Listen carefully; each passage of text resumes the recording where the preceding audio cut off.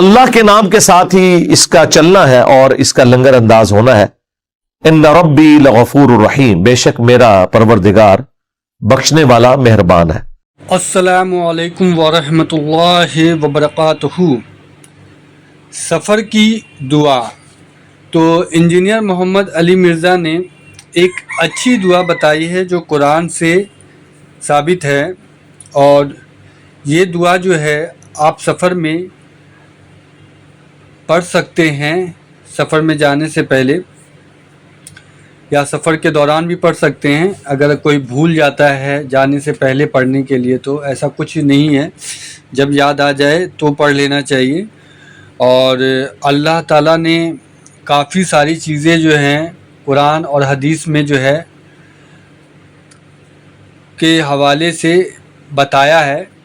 قرآن کی جو بھی باتیں ہیں وہ تو بالکل درست ہے، اور جو صحیح بخاری ہے وہ تو اس پر بھی یقین رکھنا ہمارا بنتا ہے. اور رہی بات یہ دعا کی، تو یہ دعا آپ کہیں بھی کسی سفر میں بھی پڑھ سکتے ہیں، ٹرین میں ہو، بس میں ہو، جہاز میں ہو، کہیں پر بھی یہ دعا آپ پڑھ سکتے ہیں. اور ہم سب کے سفر کو اللہ آسان کرے، ہماری سفر میں ہماری حفاظت فرمائے اور سب کا معاملہ آسان کرے. اللہ سے یہی دعا کرتے ہیں، اللہ ہم سب سارے مسلمانوں کی حفاظت فرمائے. آمین ثم آمین. اچھا، یہ دعا جو ہے نا بڑی زبردست ہے. یہ صرف کشتی میں بیٹھنے کی دعا نہیں ہے. کسی بھی سواری میں آپ نے بیٹھنا ہو، ٹرین میں بیٹھے، جہاز میں بیٹھے، یہی دعا مانگیں، بسم اللہ مجریہا ومرساہا ان ربی لغفور رحیم. تو یہ حقیقت ہے، اللہ ہی کے حکم کے ساتھ اس کا چلنا ہے اور اس کا لینڈ کرنا ہے. ظاہر وہ کشتی بھی تو لینڈ کرتی ہے نا، جہاز جو ہے ہوا میں اڑ کے زمین پہ لینڈ کرتا ہے اور کشتی بھی پانی میں چل کے کنارے پہ جا کے لینڈ کرتی ہے. تو چلنا بھی اس کا اللہ کے حکم سے ہے، لینڈ کرنا بھی اس کا اللہ کے حکم سے. ایک یہ دعا ہے، اور دوسری سورہ الزخرف میں آئے گی، سبحان الذی سخر لنا ھذا وما كنا له مقرنین وانا الی ربنا لمنقلبون. وہ تو اللہ تعالیٰ نے خود دعا سکھائی ہے کہ ہم نے یہ جو مویشی دیے ہیں، یہ سواریاں دی ہیں، اس لیے کہ جب تم ان کی پیٹھ پر سوار ہو تو پھر اللہ تعالیٰ کی تسبیح کرو ان الفاظ کے ساتھ، سبحان الذی سخر لنا ھذا. پاک ہے وہ ہستی، اسی کے لیے تسبیح ہے جس نے مسخر کر دیا اس سواری کو ہمارے لیے. اونٹ جتنا طاقتور ہے، اگر اللہ تعالیٰ نے اسے انسانیت کے لیے مسخر نہ کیا ہو وہ تو قریب نہ لگنے دے کسی کو. ایک نکیل کے ذریعے ایک بچہ بھی اسے لے کے چلتا ہے، اس کے اوپر آپ سواری کرتے ہیں، 1 مہینے تک وہ پانی سٹور کر لیتا ہے اپنے اندر. کیا زبردست چیز اللہ نے بنائی ہے. اس کے علاوہ بھی جتنے جانور ہیں اور باقی سواریاں بھی اللہ کے حکم سے چل رہی ہیں. فورس آف بوئنسی، قوت اچھال جو ہوا میں پانی کے اندر موجود ہے وہ تو اللہ نے رکھی ہے نا. اگر یہ غائب ہو جائے تو چیزیں ڈوب جائیں گی. کئی بار ایئر ٹریول کے دوران ایئر پاکٹس آتی ہیں جن میں ہوا آلموسٹ غائب ہوئی ہوتی ہے، تو کئی 100 فٹ جہاز ایسے نیچے آ جاتا ہے، اور اگر وہ زمین تک یہ غائب ہو تو دڑا لا کے نیچے ہی لگے گا. اللہ تعالیٰ کے حکم سے یہ سارے معاملات چل رہے ہیں. اللہ ہی نے مسخر کیا ہے یہ تمام قدرت کے قوانین کو، انسان کا تابع فرمان بنا دیا. ادروائز اگر آپ ماچس کو آگ لگائیں اور 10 دفعہ وہ جلے اور اگلی 5 دفعہ نہ جلے، یہ فزیکل فینومین آف نیچر جو قانون قدرت ہے اس کو کبھی وہ فالو کرے کبھی نہ کرے، تو مجھے بتائیں دنیا میں کوئی کام ہو سکتا تھا؟ کوئی ہوٹل والا آپ کے آرڈر کے اوپر کوئی روٹی یا سالن پکا سکتا تھا؟ اس نے یہی آپ کو کہنا تھا کہ جی میں کوشش کرتا ہوں، ہو سکتا ہے تہاڈی واری آگ بال جائے. بال گئی تو پکا دیں گا، نہ جلی تو نہیں پکاؤں گا. دنیا میں کوئی بھی ایکٹیویٹی پاسبل نہ ہوتی اگر یہ محکم قوانین اللہ تعالیٰ کے نہ ہوتے.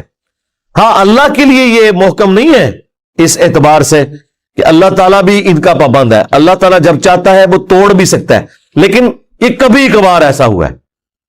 ابراہیم علیہ السلام کے لیے ایک دفعہ انہی کے لیے آگ ٹھنڈی ہوئی ہے, اور حضرت موسیٰ علیہ السلام کے لیے ایک دفعہ انہی کے لیے ہی راستہ نکالا گیا. باقی یونس علیہ السلام تو کشتی میں بیٹھے تھے اور اس سے بھی ان کو گرایا گیا سمندر کے اندر, ان کے لیے تو کوئی زمین میں راستہ نہیں بنا.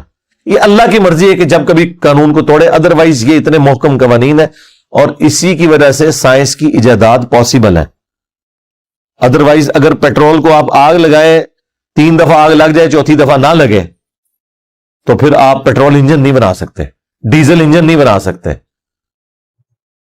پھر تو آپ جہاز میں بیٹھے ہیں, اب آپ جہاز کی مرضی ہے کہ وہ اس کا انجن آن ہوتا ہے یا نہیں ہوتا.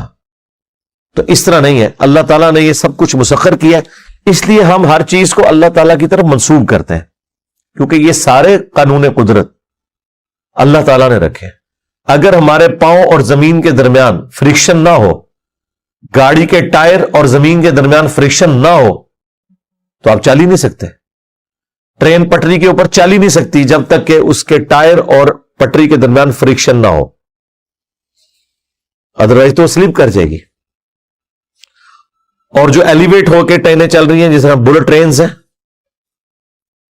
ان کے وہ شروع میں تو وہ ٹائروں پہ چلتی ہے, جب ایک خاص سپیڈ حاصل کر لیتی ہے اس کے بعد اس کی میگنیٹک فیلڈ کو وہ ایکٹیویٹ کرتے ہیں, تو پھر وہ جس طرح جہاز بھی جب تک 300 کلومیٹر پر آور کی سپیڈ کو کراس نہ کرے اس وقت تک ٹیک آف نہیں کر سکتا. اگر وہ سپیڈ گین نہ ہو اس رن وے میں, تو بس وہ پھر جہاز گیا جا کے سامنے لگے. اور کئی بار ایسا ہوتا ہے کہ رن وے ختم ہو گیا, ابھی وہ سپیڈ گین نہیں ہوئی, کیونکہ مخالف بعض اوقات ہوا ایسی چل رہی ہوتی ہے وہ 300 کی لمٹ کراس نہیں کرتی. تو اگر اس وقت جہاز کو ٹیک آف کروایا جائے تب بھی ٹیک آف نہیں کرے گا, کیونکہ اس میں اتنی پھر اپ لفٹ پیدا نہیں ہوگی کہ وہ جہاز کو سپورٹ کر سکے. اس طرح ٹرین بھی جو بلٹ ٹرین ہے, پہلے وہ ٹائروں پہ چلتی ہے, اس کے بعد پھر اس کے ٹائر اٹھا لیے جاتے ہیں. جب وہ اتنی سپیڈ حاصل ہو جاتی ہے پھر وہ میگنیٹک فیلڈ کی, لیکن اب میگنیٹک فیلڈ کی وجہ سے جو اس میں سلپ پیدا ہو رہی ہے, وہ جو میگنیٹک فورس ہے وہ تو قدرت نے رکھی ہے اس کے اندر, وہ ختم ہو جائے تو سب کچھ ختم. اسی طریقے سے جو ہائی سپیڈ ٹرینز ہیں جو 300 کلومیٹر تک چلتی ہیں, جو ٹائروں کے اوپر چلتی ہیں, انرجی وہ اپنی اس وائر سے لے رہی ہیں جو اوپر چل رہی ہے. اس کے ساتھ مسلسل آپ دیکھتے ہیں کہ ایک سٹینڈ ہوتا ہے وہ انجن کے اوپر جو ٹچ کر رہا ہوتا ہے, اس سے انرجی لے رہا ہوتا ہے. اب اس بجلی کے اندر طاقت اللہ نے رکھی ہے. یہ تمام قانون قدرت اللہ تعالیٰ نے اتنے محکم بنائے ہیں کہ یہ ہر دفعہ اسی طریقے سے پرفارم کرتے ہیں. اگر یہ اپنی مرضی کرنا شروع کر دیں کہ کبھی پرفارم کریں کبھی نہ کریں, پھر دنیا میں کوئی بھی ایجاد نہیں ہو سکتی تھی. یہ سائنس کے محکم ہونے کی وجہ سے, سائنسی قوانین, یا بہتر تو ان کو ہم قانون قدرت کہیں, اللہ کے قوانین کے محکم ہونے کی وجہ سے یہ ساری چیزیں پاسبل ہوئی ہیں. لہٰذا جب ہم یہ بات کرتے ہیں نا کہ جہاز اللہ کی وجہ سے اڑ رہے ہیں, اور اللہ تعالیٰ قرآن میں کہتا ہے کہ اسی کے حکم سے اتنے بڑے بڑے جہاز سمندر میں چلتے ہیں, بادبانوں والے, پہاڑوں کی مانند, تو وہ اللہ کے حکم سے ہی چل رہے ہیں. کیونکہ اگر فورس آف بوئنسی نہیں ہوگی جہاز ڈوب جائے گا. ایک سوئی ڈوب جاتی ہے پانی میں, لیکن ہزاروں ٹن وزنی بحری جہاز وہ نہیں ڈوبتا. کیوں؟ اس کا سرفیس ایریا زیادہ ہے. اس کو ڈیزائن اس اعتبار سے کیا گیا کہ جس اعتبار سے اس کا وزن ہے اس اعتبار سے اس کا سرفیس ایریا جو پانی کے ساتھ ٹچ کرنا ہے وہ ہم نے بڑا بنایا ہے. اسی کو چھوٹا کر دیں گے وہ ڈوب جائے گا. ان کو پتا ہوتا ہے کہ اتنا وزن ڈالنا ہے تو اتنا اس کا پیندہ ہونا چاہیے, اتنا سرفیس ایریا ہو تاکہ وہ پانی اسے سپورٹ کر سکے. پھر بھی کچھ حصہ اس کا پانی کے اندر رہتا ہے, مکمل طور پہ اوپر نہیں تیرتا, وہ اندر رہتا ہے کچھ حصہ, اور وہ ارشمیدس پرنسپل کے تحت کیلکولیٹ ہو جاتا ہے کہ بحری جہاز جتنا پانی کا والیوم ڈسپلیس کرتا ہے, جب بحری جہاز کو آپ پانی میں رکھتے ہیں, وہ لانچنگ بھی اگر آپ ویڈیوز دیکھیں بڑا مشکل کام ہوتا ہے, اتنی وزنی بلاگ وہ ہیلی کاپٹر سے تو نہیں اٹھایا جا سکتا. وہ رولنگ فورس کو یوز کر کے اور اس کو گھسیٹ کے اندر لے کے جاتے ہیں. جب وہ پانی میں جاتا ہے تو وہ پانی کو ریموو کرتا ہے وہاں سے, اتنے حصے میں بحری جہاز آ جاتا ہے پانی کے اندر. تو وہ جتنا پانی اس نے دائیں بائیں کیا ہوتا ہے نا, اس پانی کا جتنا وزن ہوتا ہے نا, اس کے برابر فورس لگ رہی ہوتی ہے. اسی کو کہتے ہیں فورس آف بوئنسی. اگر وہ فورس کم ہو جائے تو جہاز ڈوب جائے گا, اگر وہ بیلنس ہو جائے گی تو جہاز پھر تیرے گا. یہ ٹائٹینک کیوں ڈوبا تھا؟ جب اس میں شگاف پڑا تو اس کے نچلی منزل کے اندر وہ پانی بھرنا شروع ہو گیا. جب پانی بھرنا شروع ہوا تو اس کا وزن اس کے سرفیس ایریا سے بڑھ گیا، ڈوب گیا. اور آبدوز جو ہوتی ہیں آپ کی سب میرینز، ان میں آپ نے خود یہ سسٹم رکھا ہوتا ہے. آبدوز کبھی بھی سمندر میں نیچے جا ہی نہیں سکتی جب تک کہ آپ اس کے اندر کوئی وزن نہ ڈالیں. اگلے زمانوں میں تو جب شروع میں آبدوزیں تھیں تو خود وزن اس میں ڈالتے تھے. اب جو لیٹسٹ ہے اس میں وہ پانی بھرتے ہیں تاکہ وہ پانی اتنا زیادہ ہو جائے کہ وہ نیچے چلی جائے. اس لیے آپ دیکھتے تھے آبدوز کا جو سرفیس ایریا انہوں نے بڑا کم رکھا ہوتا ہے. ایک تو اس کی گول سٹرکچر رکھی ہوتی ہے اور لمبوتری سی ہوتی ہے، کیونکہ اگر چوڑی بنائیں گے تو وہ پھر اس میں آپ جتنا مرضی پانی ڈالتے جائیں وہ جب تک پورا اس پہ اس کو غرق نہیں کریں گے وہ نیچے نہیں جائے گی. تو اس لیے آپ دیکھتے ہیں وہ لمبوتری ہوتی ہے، اس کا سرفیس ایریا جو یعنی ٹچ کر رہا ہے پانی کے ساتھ وہ تھوڑا بنایا جاتا ہے تاکہ جیسے ہی اس میں پانی ایڈ کیا جائے تو اپنے وزن کی وجہ سے اندر چلی جائے. اور جب باہر نکلنا ہوتا ہے وہ پمپس کے ذریعے پانی کو باہر نکالتے ہیں، وہ ہلکی ہوتی ہے اوپر آ جاتی ہے. تو یہ ساری چیزیں پاسبل کیوں ہے؟ یہ ساری سائنس اس لیے پاسبل ہے کہ جو اللہ تعالیٰ کے محکم قوانین ہیں یہ اللہ نے مسخر کیے ہوئے ہیں انسانوں کے لیے. لہذا یہ بات اس سے شروع ہوئی تھی کہ یہ اللہ کے حکم سے اس کا چلنا ہے اور اسی کے حکم سے رکنا ہے. واقعی یہ اللہ ہی چلا رہا ہے ہر چیز. ہاں اگر اللہ تعالیٰ یہ قوانین کو ذرا سا بھی ڈسٹرب کر لے تو یہ سارے کے سارے معاملات تل پٹ ہو جائیں گے. اللہ تعالیٰ نے یہ ساری کوالٹیز رکھی ہوئی ہیں. اور ابھی تو کئی ایسی چیزیں جو ہمیں پتہ ہی نہیں ہے.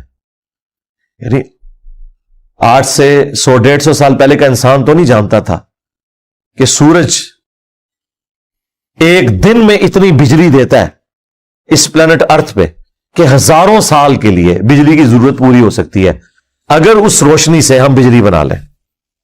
یہ تو جب سولر سیل بنے تو آج آپ دیکھ رہے ہیں پاکستان میں بھی اگر یہ لوڈ شیڈنگ کی برکات نہ ہوتی تو آپ کو کبھی سولر پلیٹس کا تعارف بھی نہ ہوتا. اگر بجلی گورنمنٹ پوری کر رہی ہوتی. باقی ملکوں میں اس لیے تعارف آ گیا کہ وہاں پہ ان کو گرین انرجی کی وجہ سے کہ ڈیزل پیٹرول جلانے سے انوائرمنٹ خراب ہوتی ہے، گلیشیئرز پگھل رہے ہیں، بیماریاں آ رہی ہیں، لہذا گرین انرجی ہونی چاہیے. اسے گرین انرجی کہتے ہیں جس میں آپ کوئی چیز جلاتے نہیں، جنگلات بھی نہیں آپ کو جلانے پڑتے. ورنہ پرانی ٹرینیں تو آپ کو پتا ہے اسٹیم انجن جو ہے وہ یہ چھانگا مانگا گیا جو جنگلات ہیں یہ آپ کو پتا ہے کیوں اگائے گئے تھے؟ اسٹیم انجن کی ریکوائرمنٹ پوری کرنے کے لیے. جب تک اسٹیم انجن تھے تو پھر لکڑی کے جنگل اگانا پڑتے تھے کہ اس سے لکڑی بنائے اور وہ لکڑی آپ انجن میں جھونکیں اور پھر اس سے اسٹیم پروڈیوس اور یہ انجن چلے. اللہ بھلا کرے حضرت ڈیزل کا، وہ ڈیزل نام تھا اس بندے کا، ہاں حضرت ڈیزل مسلمان ہوتا تو میں رحمہ اللہ ورضی اللہ عنہ علیہ السلام بھی کہہ دیتا. حضرت ڈیزل نہ ہوتے اور ڈیزل انجن نہ بنتا تو کبھی بھی ٹرینیں ڈیزل انجن کے اوپر شفٹ نہ ہوتی. آج لوگوں کو یاد بھی نہیں ہے، وہ آپ تصویروں میں پرانے کوئی ویڈیوز چلیں تو اسٹیم انجن نظر آتے ہیں.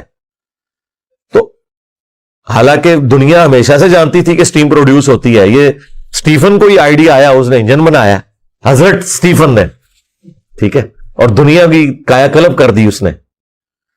تو اس طریقے سے سولر انرجی موجود تھی، بس وہ تجربہ کامیاب ہوا. آج ہر طرف سولر ہو رہی ہے اور اب دنیا بے فکر ہے. جی پہلے تو ٹینشن سی پیٹرول مک گیا پھر کیا کریں گے، مک جائے، ٹھیک ہے. اللہ تعالیٰ نے یہ سوچ دی. اور ابھی تو آپ کو نیوکلیر انرجی جو اللہ نے رکھی ہوئی ہے 1 ملین کلو گرام یعنی 10 لاکھ کلو کوئلہ جلایا جائے اور 1 کلو یورینیم تو برابر کی انرجی ہے. 1 کلو یورینیم اتنا بڑا نہیں ہوتا. یورینیم کی ڈینسٹی جو ہے نا وہ آلموسٹ 2.5 گنا ہوتی ہے لوہے سے. یورینیم سے زیادہ اگر ڈینسٹی ہے کسی چیز کی تو گولڈ ہے، وہ بھی قریب. تو یہ 8.3 وہ 9.3 کے قریب جو لوہے کی ڈینسٹی ہے. تو اتنا سا جو لوہا ہے نا وہ اتنا سا یورینیم وہ آلموسٹ 1 کلو بنتا ہے. اس سے آپ فشن پروسیس کے ذریعے اتنی انرجی حاصل کرتے ہیں جو 10 لاکھ کلو، 1 کلو نہیں، لاکھ کلو نہیں، 10 لاکھ کلو کوئلہ جلانے سے حاصل ہوگی. تو اسی لیے آپ بتائیے جو امریکہ اور رشیا نے جو اب سب میرینز بنائی ہیں وہ نیوکلیر ہے. وہ پٹرول نہیں ساتھ لے کے جاتی ہیں، ڈیزل نہیں لے کے جاتی ہیں، نیوکلیر پلانٹ پورے لگے ہوئے ہیں.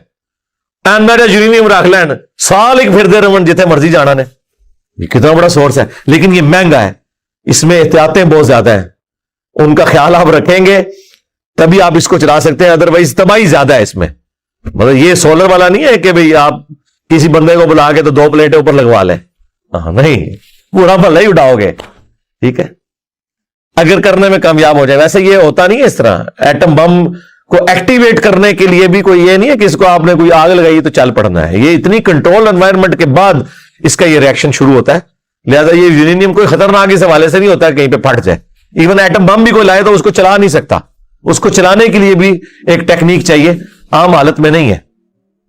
جن لوگوں کو فکر پڑی رہتی ہے جی ایٹم بم چوری ہو جائے کیا فرق پڑتا ہے، چلا نہیں ہے ان کو سکتا. یہ کوئی بم نہیں ہے، بارود نہیں جس کو آپ چلا لیں آگ کے ذریعے. تو یہ اللہ تعالیٰ کے قوانین ہیں.